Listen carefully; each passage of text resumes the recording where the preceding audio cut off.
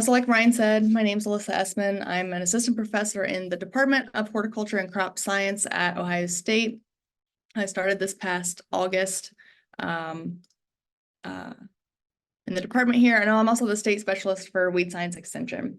And so our presentation today is kind of a culmination of things that we think are important, general updates as they relate to weed management in the state, kind of some things that are going on nationally that we want everyone to be aware of, and just some general information on weed management, herbicide resistance, and things of that nature. So we'll start off with some results from our yearly pre-harvest survey.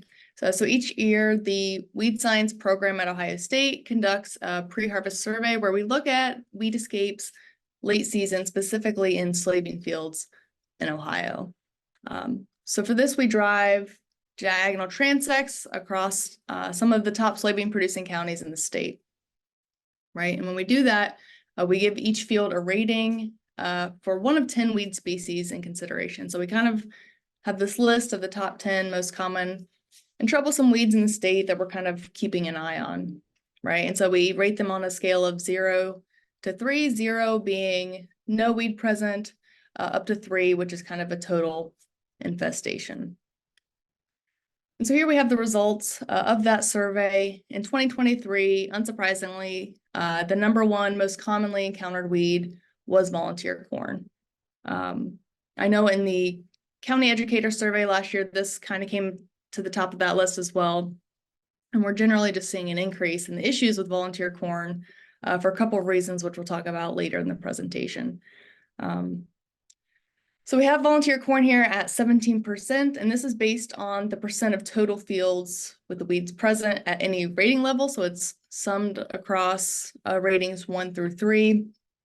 And we found about 17% of fields encountered had volunteer corn at one of these rating levels. The second most common weed was giant ragweed. In our survey last year, giant ragweed was the #1 problem, something we tend to battle with just in Ohio in general, right? It has a really fast growth rate and just is a real problem year after year. Some of the second or the third most common weed then was water hemp, and we'll go into that more on the next slide.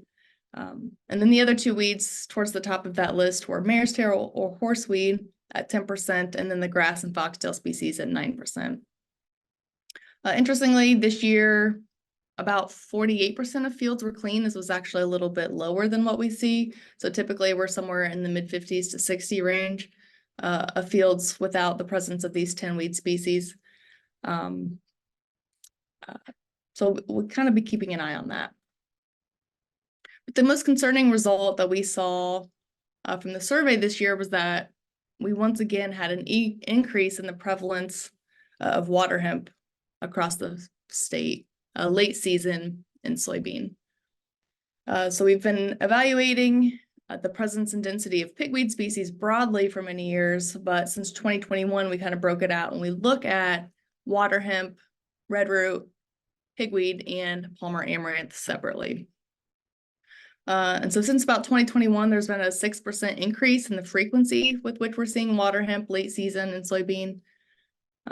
As we can see on the map here, populations of water hemp are most common along the western portion of the state, but that doesn't mean it doesn't exist in the eastern portion of the state. I made a similar comment when I was presenting in Akron, and after talking with growers, it seems we don't survey generally that area as much, but there is water hemp that they're getting in from Pennsylvania and other avenues. Right, so this is becoming an increasing issue in the state. If we look at the map, we can see 2 counties in particular, Mercer and Putnam. Water hemp was found in almost half of the fields surveyed, right, which is significant when we think about the potential for yield loss in those situations. So some of these counties, if we look at the legend, are labeled as a 0, these white counties. I just wanted to mention that doesn't mean water hemp doesn't exist in that county necessarily, just based on our survey results, right, we didn't randomly encounter that species in the county, right? So it's not that it doesn't exist in the county, it's just that we didn't see it on our survey. And so from the results of, the pre-harvest survey work, discussions with growers, and just general experience working in agronomic crops in Ohio, we've kind of narrowed down of what we call maybe the top 30 most problematic weed species in the state to what we call kind of the big five, right? And so these are those that tend to give us the most trouble in our agronomic cropping systems, right? They pose the greatest threat to crop production. They have these innate biological characteristics that make them really problematic as a weed in general. And on top of that, they also have some of the most diverse and complex herbicide resistance profiles, right? And so three of these, as we saw on the pre-harvest survey slide, are also among the most common. So not only are these some of the most problematic, but also the most common. Two of these we probably all have a fair bit of experience with, right? They're these kind of classic, what we call Ohio weeds that just tend to be a problem year after year. And these are common ragweed and giant ragweed. Common ragweed tends to be more problematic in the northern portions of the state. In these areas, it has some unique issues with resistance, specifically with regard to our group 14 herbicides. And then giant ragweed, as the survey has shown for many years, tends to be close to the top of the list that we see most commonly as an escape, especially in our soybean systems late season, right? Giant ragweed has a lot of biological advantages in terms of seed size, plant size, and growth rate, right? It's called giant ragweed for a reason. It's just a really aggressive plant, high competitive ability, and it just tends to be a problem year after year. And then horseweed or mare's tail, also, towards the top of the list of the most common, definitely one of the most troublesome, has a number of these biological characteristics that make it just really hard to deal with, right? And relative to some other species, it doesn't produce quite as many seeds as some of the other species that are also small seeded, but these seeds are windborne, so they can spread very long distances, right? Meaning they can move between operations and fields very easily. They can also grow in pretty much any season, so they can act as a winter annual, summer annual, and sometimes, in certain instances, also biennial, right? So that's extending the amount of period of time that we have to consider horseweed in our crop management systems. And then we have these two newer weeds in Ohio, waterhemp and Palmer amaranth, right? So these aren't necessarily new, but we're seeing them be increased in importance and frequency and distribution across the state in recent years. So as we mentioned, we are seeing a lot of water hemp, especially on that western portion of the state. Palmer's kind of an interesting story. It seems to be more localized, and when it is discovered, generally it has been pretty well eradicated following introduction. So we do see hot spots. It is present in some counties, but growers have generally done a pretty good job of keeping Palmer amaranth under control. And weed scientists have speculated that this could be in part caused by kind of the life history of these two weed species and kind of where they originate. So Palmer amaranth is native to semi-arid regions of the southwestern US, northern Mexico, right? So it does really well in dry, droughty conditions. And there have been some anecdotal evidence that suggests that it tends to be worse in dry years. Whereas water hemp, like the name suggests, is very moisture loving. It is native to the Midwestern regions and does really well in Ohio growing situations. But in general, these five species combined tend to be, the most troublesome and common in the state, and water hemp and Palmer amaranth are two that we're going to be hearing about a lot more in coming years. And so here we have a list of confirmed cases of resistance in Ohio. This probably doesn't indicate all of those resistance cases in the state, but it does show what's been confirmed. And when we look at this list of species, that we see that all of the 5 that we just talked about are on the list have some sort of reported resistance, which kind of above and beyond those biological characteristics or innate advantages that they have in competing with our cash crops makes them really especially problematic. So we see kind of throughout these different species a high prevalence of resistance to our Site 2 herbicides, the ALS inhibitors, the Site 9, our glyphosate, and then our PPO inhibitors have been reported in many species. And so essentially what this does is kind of limit our number of effective options for control when we think about the number of effective products on these different species. This graph here is kind of maybe more representative of what's on the list of resistance in the state. It just hasn't been officially reported, right? So this is the resistance that likely exists within Ohio weed populations. And this is based on greenhouse resistance screenings that we've been conducting over many years. So like we talked about, we see here, right, our group 2 and 9 herbicides. Resistance is very prevalent in all of these weed populations that we talked about being important in Ohio agronomic crop production.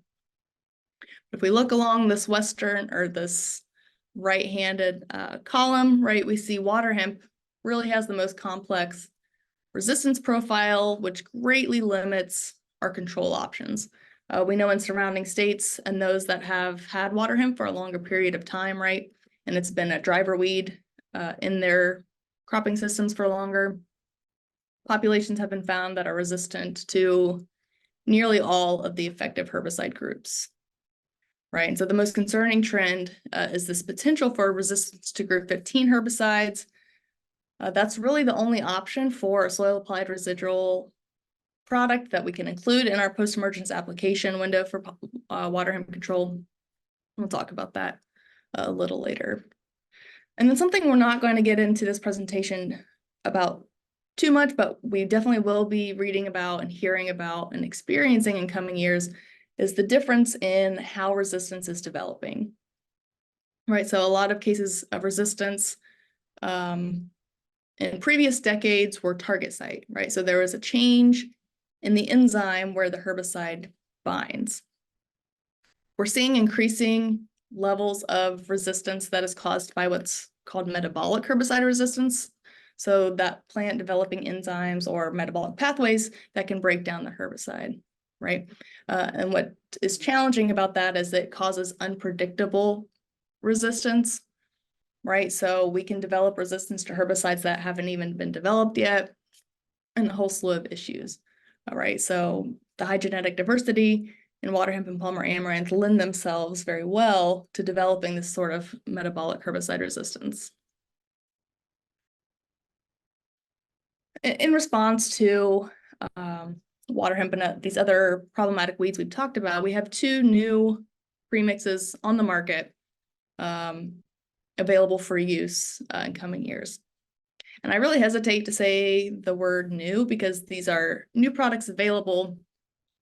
But as in years past, if we look at the makeup of these products and their active ingredients, right, they're primarily composed of active ingredients that have been available for use in other products as single active ingredients or mixes for many years, right? A lot of them have been around for 30 years or so.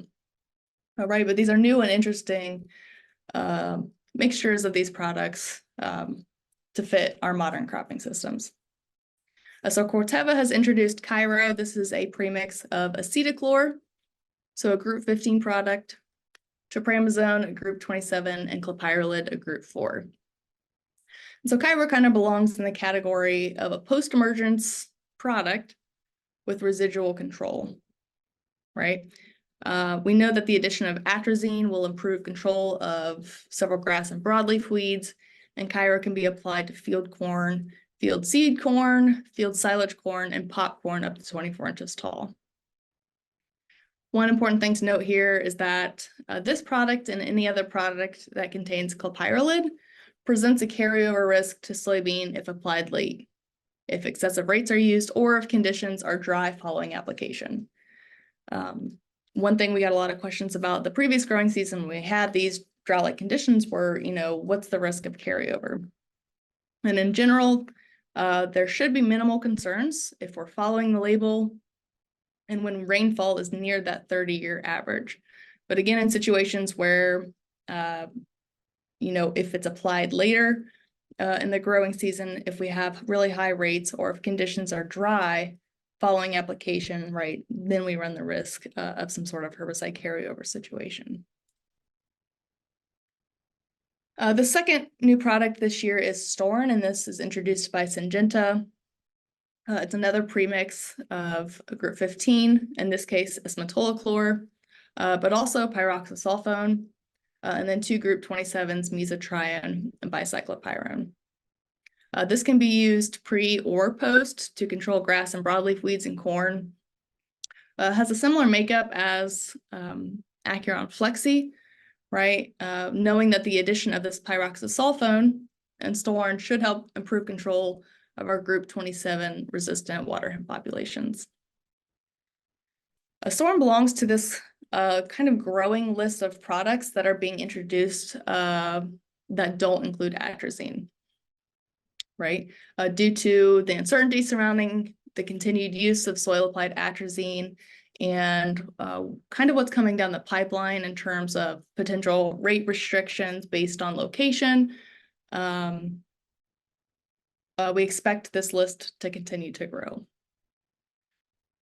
So Storn can be applied post-emergence on corn up to the V8 growth stage. The control of emerged grasses will require the addition of another herbicide with grass activity. And then something that was very clear on this label and in talking to Syngenta representatives, right, Storn cannot be applied on coarse texture soils due to the risk of injury. So similar to what we talked about with clopyralid, Storn contains mesotrione, right? And so we have to exercise kind of similar caution with regard to carryover. This is especially true in situations where mesotrione is used post-emergence in corn following an application of a product where mesotrione was applied pre, right? So again, kind of a situation where we have a higher rate going in later in the season, we'll see an increased chance of carryover. And so then kind of switching gears here, we'll talk about some management strategies for kind of these top weeds we talked about seeing as escapes late season in our cropping systems. And so the first of which is volunteer corn management and soybean, right? This was the #1 weed escape in 2023 as identified by our pre-harvest survey. And in general has been an increasing issue and something we're getting more questions about in recent years, especially now that we have varieties of corn that are resistant to glyphosate and glufosinate in some of our control options. Right, so like all weeds in general, volunteer corn is most susceptible control efforts when it's on the smaller end, right? So we want to make sure to achieve control of volunteer corn when it's small in that first post-emergence application. Grass herbicides or group 1 herbicides should be used to control volunteer corn, knowing that we'll have some antagonism when using grass herbicides with our group 4 herbicides. So think 2,4-D and dicamba. In situations where our volunteer corn has the Roundup Ready or the Liberty Link traits, right, that will render glyphosate and glufosinate ineffective. And then something that is, I think, just kind of an interesting case in weed science history, I guess if you want to call it that. Enlist corn is coincidentally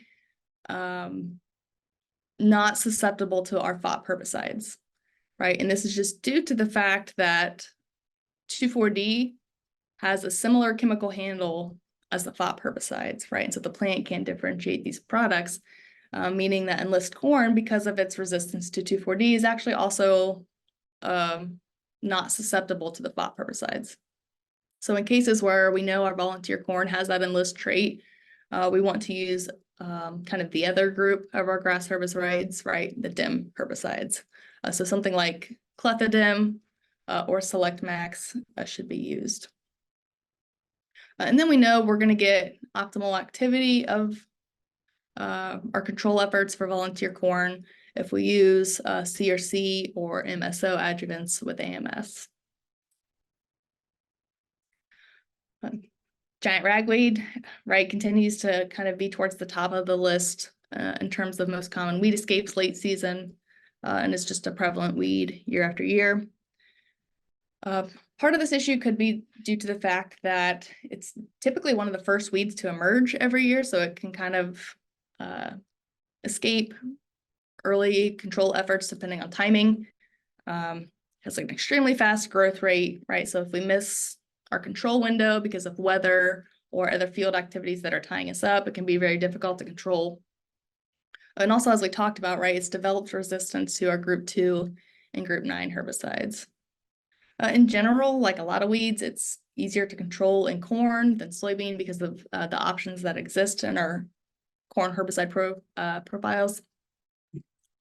And then in general, a 2-pass program consisting of an effective pre and post is recommended for acceptable control, right? So before planting, tillage or something like 2,4-D and atrazine can be effective, knowing that if we add glyphosate or gramoxone, that will improve our efficacy on large plants. Our pre-application then should be something like atrazine with a second broadleaf herbicide that has giant ragweed activity. So some effective options include atrazine and mesotrione and metolachlor, so like an Acuron product, or atrazine with something like Sure Start, Balance Flex, Corvus, or Sherpin. And then our post options include glyphosate and an effective giant ragweed control option based on the prevalence of glyphosate resistance in our giant ragweed populations, something like Status, Impact, dicamba product, or glufosinate where we have Liberty Link corn. So as we mentioned, in general, giant ragweed is just more difficult to control in soybean, right? The use of pre-emergence herbicides can help reduce those populations present at the time of the post, but we know that the effective options of chloramiron or chlorantzalam will not provide effective control to our group 2 resistant populations. And in general, 2-pass programs are generally recommended, especially where ragweed populations are really dense or where we know we have populations that were not well controlled in previous years. That second post application can really clean up any late emerging weeds. So before planting, tillage or 2,4-D and glyphosate or gramoxone, or cyclophenazone glyphosate or glufosinate and metribuzin can be effective options. Again, if we have an effective residual, or if we know our populations are sensitive to group 2, we can use one of the group 2 options. And something that doesn't get talked about too much, but is another option, is the Elite 27 product in the GT27 beans, right? That's kind of the one residual option where we know we have herbicide-resistant populations to our group 2 products. And then our first post around that 4 to 8 inch weed size range in our non-GMO beans, right? That might look like something like First Rate, a fameciphin product, or First Rate and fameciphin product. Where we have resistant ragweed, our traded systems, so the use of glufosinate in Liberty beans, dicamba and Extend, and 2,4-D and Enlist can be really effective.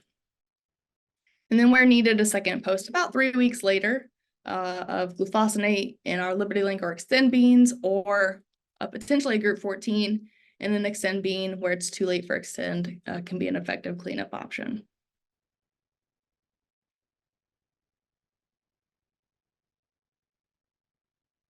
So the control of water hemp, like all weeds in general, but especially water hemp, is really complicated by these biological characteristics that just make it really difficult to control as a weed in general.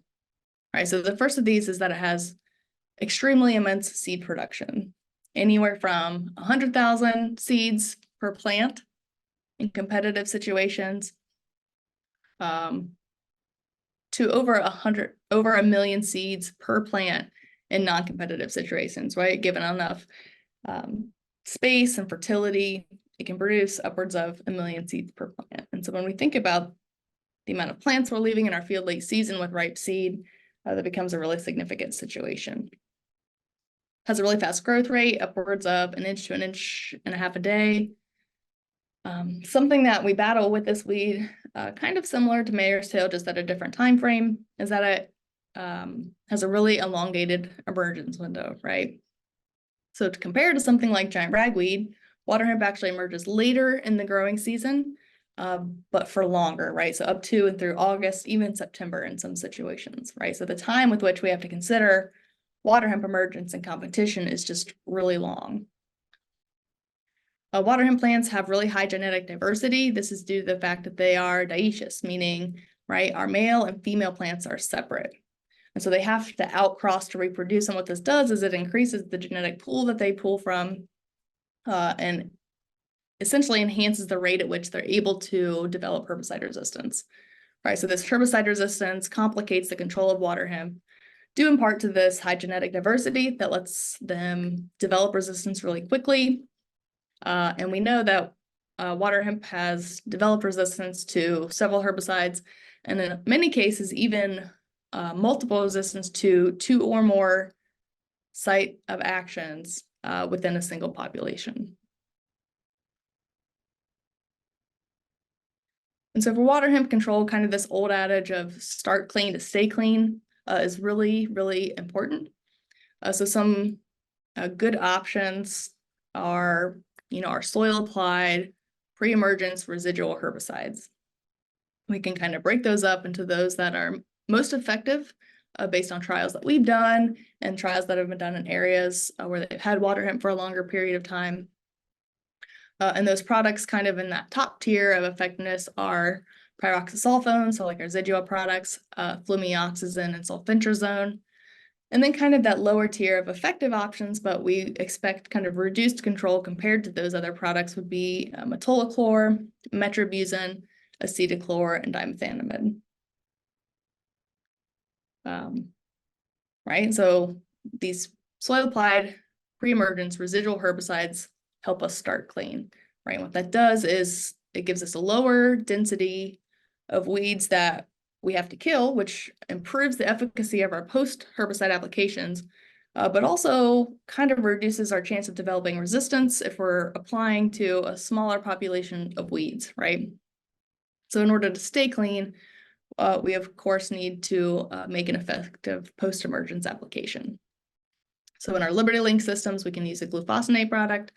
Extend systems use dicamba, depending on the timing, or glufosinate with an effective residual. And then in our list products, we can use glufosinate and 2,4-D, which is a really effective combination on water hemp post-emergence. And again, including some sort of effective residual product. And in our post-emergence applications, these include our group 15 herbicides, right? So in general, just want to kind of impress the importance of these residual herbicides, right? That's a really critical component of water hemp control and should be used pre-emergence to kind of keep our populations low initially, but also post-emergence for season-long management, right? We talked about the propensity for water hemp to have this really elongated emergence window. And so, we know over time, based on how herbicides break down and interact in our soils, right, the concentration of that residual product slowly declines over time. And so including a product in our post-emergence application brings it back to that kind of threshold where we remain effective, right? So when it comes to the management of water hemp, including this residual, one of our group 15 herbicides in the post-emergence application can really extend this control period, right? And this is what we call our overlapping residual strategy, right? Making 2 post-emergence applications or 2 applications of an effective residual product, knowing that once the concentration starts to dip, by the time we make our second effective post-emergence application, we're bringing that concentration up in the soil and extending our period of control. So just like we have in our pre-emergence applications, we can kind of break this out into what's shown to be most effective, kind of in order from most to least effective, right? So among these most effective or more effective products include pyroxasulfone, esmetolochlor, or something like esmetolochlor or acetochlor with fameciphin. And then generally less effective are acetochlor and dimethanamide.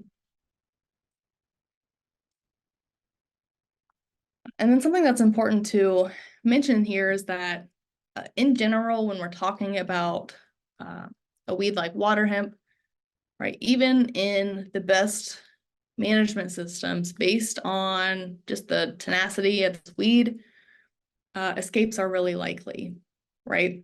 And so it's really important that we know how to identify this weed and that we're being kind of staunch about our scouting procedure, and we're keeping an eye on those fields we know have water hemp at any level, doing scouting late season, identifying these plants, and then removing those plants before they set seed, right? So aside from our in-season management, which we just talked about, kind of one of the top ways that we can control water hemp is to ensure that there is no seed going back to the seed bank, right? This means any sort of late season hand weeding of any escapes before they set seed will really pay dividends down the road. And this is because of the fact that, we talked about why water hemp is such a great weed, right? It does a really good job of being a weed in our cropping systems. But like anything, right, it has this weakness that we can kind of capitalize on to maintain control, right? And the weakness is that compared to some of the other species that we see in our cropping systems, the seed is really pretty short-lived, right? So this means really diligent control of this weed over a period of 3 to 5 years can essentially eradicate water hemp as a problem in our field.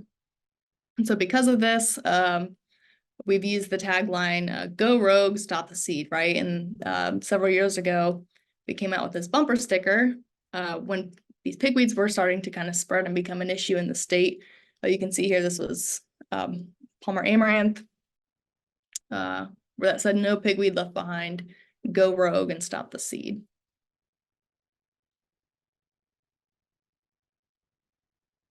So aside from water hemp control, something else we've actually gotten a lot of questions about, especially considering our weather conditions this past year, is the management of weeds and things that we should consider when we're trying to manage weeds in dry conditions. Right, so we have carryover concerns, concerns about emergence patterns, considerations for our post herbicides.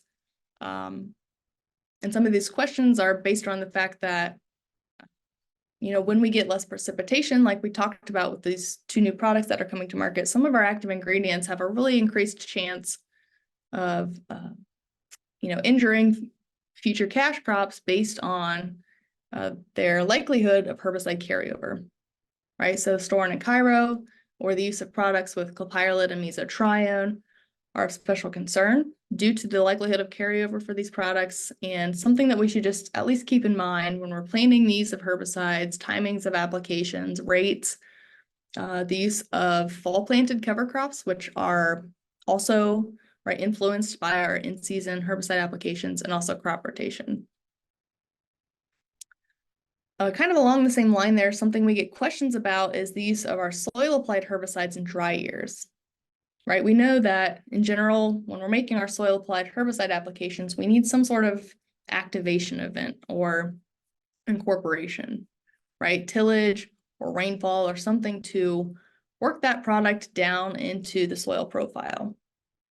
Right, in our soil profile, we have what's called the weed zone, kind of that top inch of soil where a lot of the weed seeds exist. And if we don't have that product within that weed zone in soil solution, right, requiring some sort of moisture, we're not going to have an effective application, right? So without these incorporating events of rainfall or tillage, the herbicide is not effective. Another issue that comes up is emergence patterns of weeds, right? They can be delayed or kind of erratic when rainfall is limiting. If we have really dry weather and then we have a rain shower, we might get a flush of weeds following that rain shower. And so one of the questions that comes up in these situations is, should we wait until we have more weeds that emerge to make a herbicide application? And so in general, kind of our thought process here has been that, the best option is probably to go ahead and spray, right? We know that as weeds get larger, they only get more difficult to control.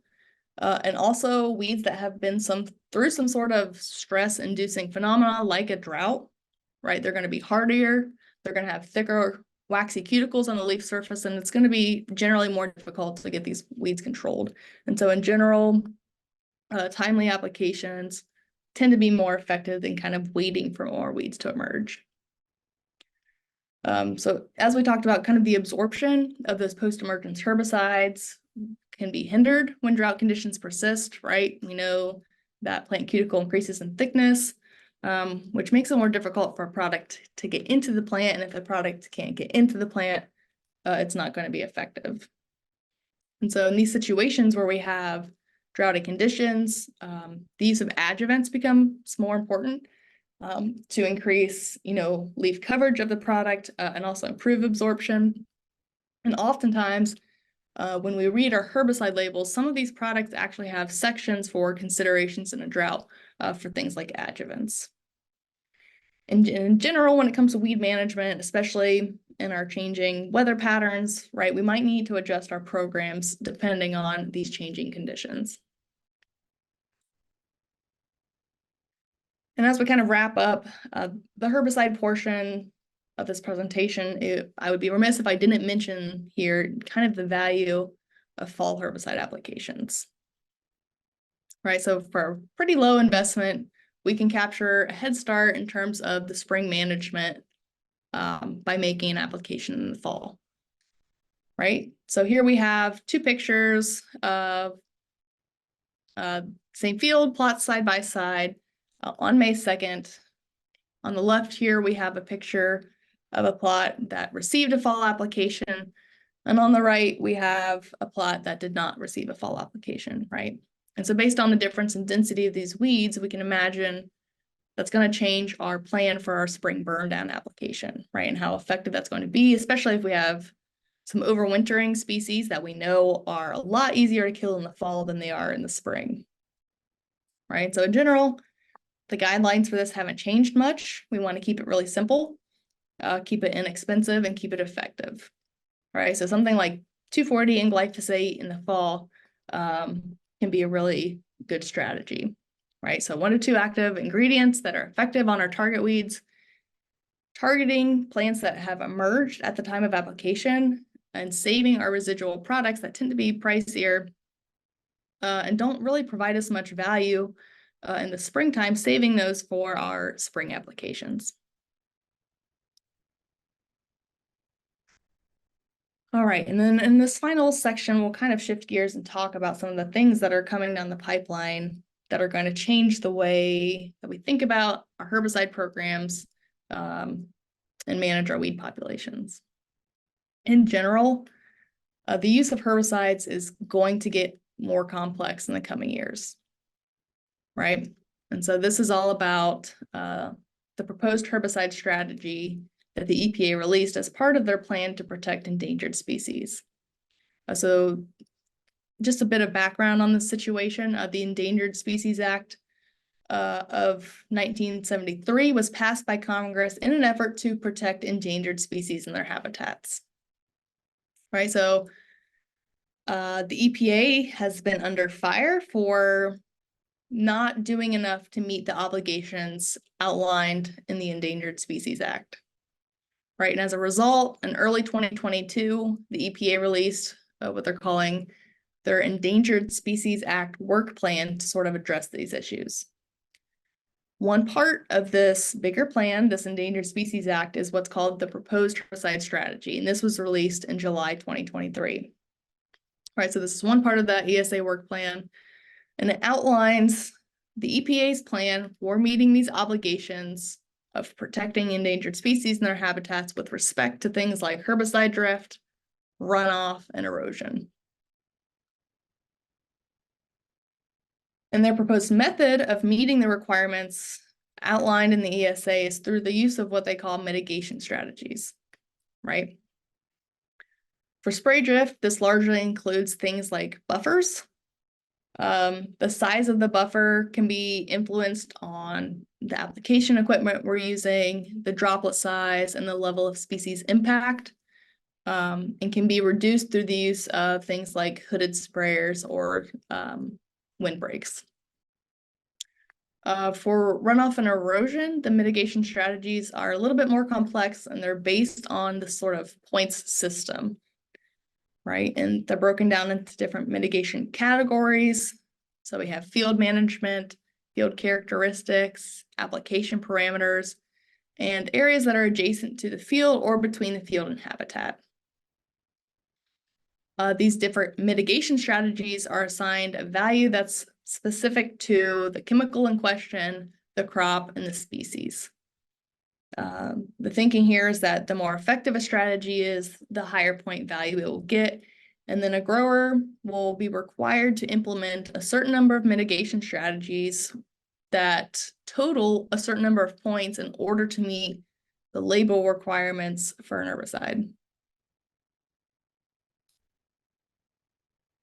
All right, so some examples of things on this, what's called the mitigation menu, are things like grass waterways, cover crops, fields with less than 2% slope, soil incorporation of products, and water retention systems. There's a potential for exemption from these mitigation strategies if fields are over 1,000 feet from the species habitat, or if growers have worked with some sort of program or conservation expert to create a site-specific management plan. Mitigation measures will be listed on the herbicide label when they are required across the United States. In situations where only parts of the United States are required, thinking on the state level, these mitigation strategies will be listed on what's called the EPA's Bulletin's Live 2 system. If you have not had a chance, I would encourage you to go check out the EPA's Bulletin's Live 2 system and just get familiar with it. We saw some of these mitigation strategies when the whole enlist situation went down, so we're kind of familiar with how this looks. And those, were largely based on a county level. But this is something that, as these products begin to go through the re-registration product system, we'll have to be more familiar with. So these herbicides will be assigned their designated mitigation strategies as they go through the EPA registration review process. Any new active ingredients brought to the market would undergo the necessary biological evaluations, receive mitigation strategies during their registration process. And it's expected we should have more information on kind of the final plan for this soon. This is all, labeled proposed or planned, but the final herbicide strategy is expected to be released in early 2024, I think in the May timeframe. Just some reminders here that the label is the law, so whatever is released in this documentation will be a legally binding document and something we'll have to consider in our herbicide applications. So kind of just as a review here, we have components of effective herbicide programs, right? And it's interesting when we look at this chart to realize how much they depend on the life cycle of the weed, right? And we see that when we look at the difference between mare's tail that tends to be more fall emerging in Ohio versus something like waterhemp that is one of the later emerging summer annual species, right? So this is really based on the difference in emergence patterns and timing of these weeds.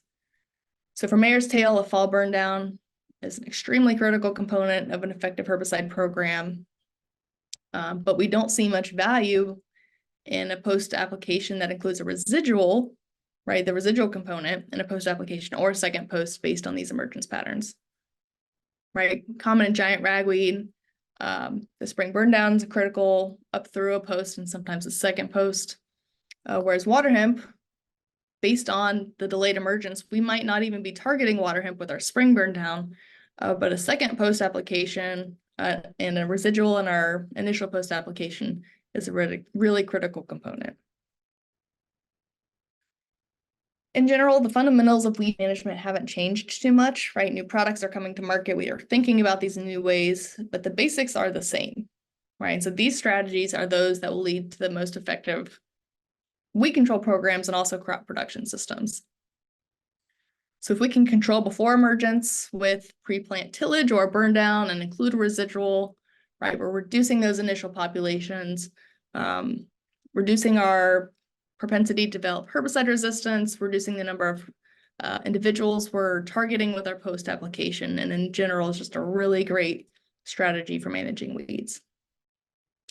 As best we can, knowing weather and logistics can cause issues. Timely post applications before these plants reach the 4 to 6 inch stage are really critical, and also controlling scapes with a second post where needed. In general, when it comes to competition with our cash crops, we know weed control is especially critical in those first 4 to 6 weeks when our crop plants are especially vulnerable to competition by weeds. And then also, considering the biology and ecology of our weed species is a really critical component of managing them, and something I know we'll be definitely talking about in the future. Speaking of the future, moving forward, weed management is really going to require an integrated approach, right? We no longer subscribe to this idea that a silver bullet is coming or that a silver bullet ever existed, right? It's going to take multiple types and times of control efforts to adequately manage our weed populations, right? So this includes things like comprehensive, effective herbicide programs. On our end, that looks like conducting herbicide efficacy trials and providing these ratings in the weed control guide. We know integrated pest management strategies using things like cover crops, cultural, and different types of control efforts, right? The many small hammers approach is really effective. And something that's really exciting is this idea of new technology, right? Harvest weed seed destructors, weed zappers, drones, flame weeders.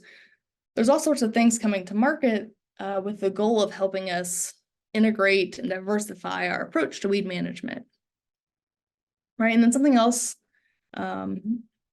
that's exciting to think about is the potential for new or diverse cropping systems, right? We know the single most effective weed management strategy is diversity in cropping systems because it diversifies our management approach based on our herbicide portfolios, timing, and weed species that we tend to contend with.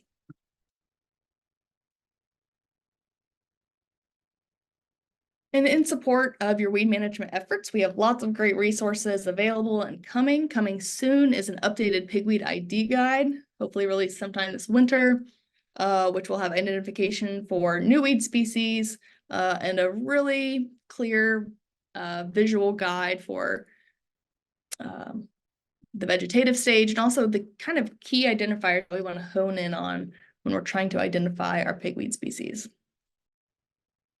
For the use of cover crops for weed management specifically, we have a really great cover crop fact sheet series looking at species selection, establishment, termination, and then this herbicide persistence and carryover to our fall seeded cover crops.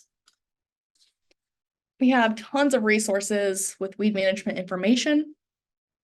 At this QR code here, we have our OSU Weed Science website. This has all of our herbicide efficacy trials throughout the years. It has information on identification and control of the most problematic weeds we've talked about today.